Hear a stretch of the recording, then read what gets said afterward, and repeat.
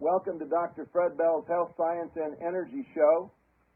We have a very special guest tonight, Judge David Wynn Miller.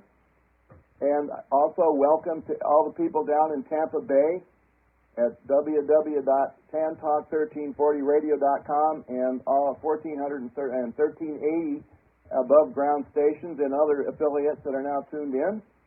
And my guest has been on this show before. He's a very knowledgeable person on the true freedoms and the true restrictions of law. He's been on, I guess this is his third appearance, and he's back by popular demand. My special hello for my friends in Nevada. Judge Miller, hello. How are you doing this evening? I'm doing fine. This is my about 320th radio show since 1993. Wow. So you did three. This is your third one with me, I believe, now. Yes. That's good. So I wish I could have listened to the other 390 of them.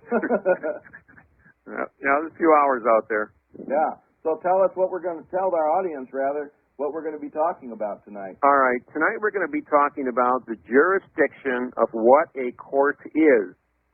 Now, all of you, when you go into court, you believe that the judge has jurisdiction, that you believe the courthouse is an area that is a community building where you go to solve your problems.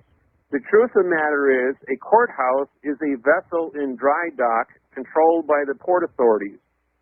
The word court means a closed area.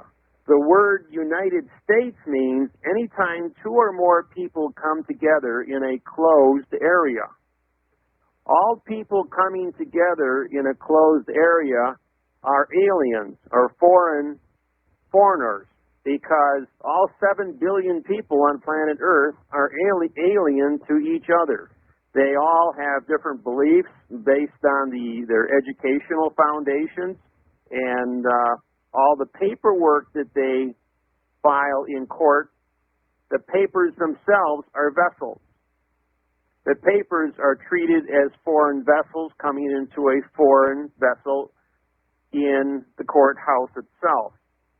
Now, we live in America, and the American flag is 1 to 1.9. Red, white, and blue is our three colors. But when you walk into a courtroom, you're in a courtroom with a yellow fringe flag, and that has 4 colors on it. So therefore, it's a foreign vessel. Now, the court, the jurisdiction of the court, is also a foreign vessel. Now, a lot of this information you can find when you research under the Federal Rules of Civil Procedure 44 and 44.1. Now, along about 1905 in the United States, at the World Court at The Hague and the Treaty of Versailles, arguments were made between the different courts worldwide because, and when World War I ended, it was supposed to be the war to end wars, and they had to set up court systems that were articulating the jurisdiction of all the different people in all the different arguments based on the trespass of jurisdictional questions. When you went to court, you always, the judge says, well, you have to give me jurisdiction. And the paperwork that you sign, one of the first paragraphs on all of your complaints and lawsuits is that you give the judge jurisdiction to hear the case. Well, if you're a foreign entity coming together in a foreign court, your paperwork is foreign. The judge now, when you give him discretion over the words on the paper and the vessel of your body, you are giving him the power to make a determination as to what communications you're going to talk in. Now, attorneys are licensed to practice in that fiction jurisdiction, or I'll rephrase that, in the foreign jurisdiction. In the past, I've called it a fiction. Well, and when you modify a fact into something other than its original volition or original condition, it then becomes a fiction, a perjury, a lie, a misrepresentation, all of which are foreign to the conditions of the court venue. So when as an individual coming into a courtroom, you believe that you have actually joined with the court, the only thing you've done is gave yourself over as a servant, or what I call a vassalee, V-A-S-S-A-L-E-E. It was a word that I had created about 9 years ago and copyrighted it, and it's been used ever since. It means you are a servant employee of the courtroom and of the vessel in the court. Now, the court goes ahead and they have local rules that they publish, and everyone seems to interpret these rules differently when they go to file lawsuits. And these local rules, when they're written in the books, are written in adverb verb. They don't use prepositional phrases. They create, and I'm going to use the quote, no facts, no law. And no as an adverb modifies the verb law and the verb fact. As we all know, a verb is an action. Well, if thinking is an action, and the word motion is an action, that's why attorneys file motions. They're advertising the fact that it's going to be a verb, but where are the facts? So because we read all these rules that say no law and no rules, and we walk into the court and the judge knows that this means that we are going to be in a condition, a negative condition of the state of the mind. And so everything is no parking, don't run. Yeah.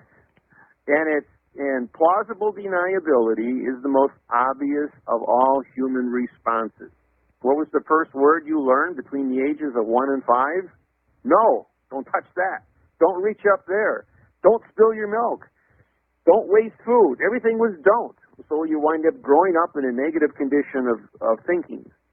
And this goes all the way back to the beginning of time, this communication of don't, no, negative. Yeah, and the drug companies may have a field day selling drugs to try to recondition people's past, and drugs aren't going to do it when people don't really understand why. Yeah, don't get sick, don't throw up, don't have a headache. Everything is based on the don't.